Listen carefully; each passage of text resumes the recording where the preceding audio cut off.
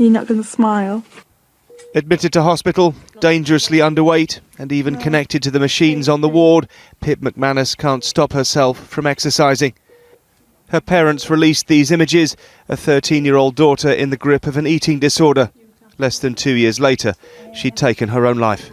I don't think she knew what was going on in her body. It was just... The anorexia had taken over then. It was just...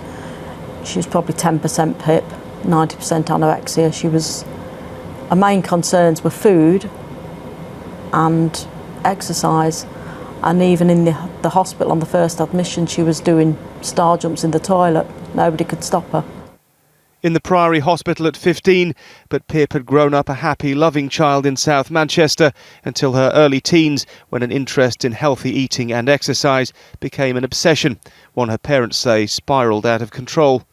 She ended up being sectioned and admitted to the specialist mental health facility near her home, but after being released under a community treatment order in December 2015, 5 days later, she was dead.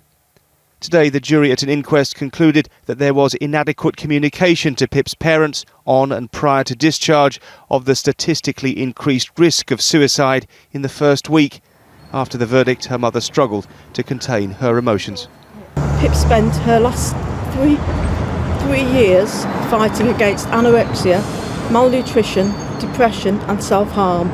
We believe the failings in our daughter's care from beginning to end resulted in her death. The family accepts the finding that the Priory was justified in discharging her. They say after years of struggling with her illness, they were hoping she was finally herself. On her physical appearance, she looked like the Pip we always had.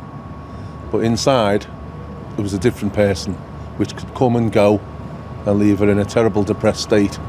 The Priory Hospital says its heartfelt sympathies are with Pip's family.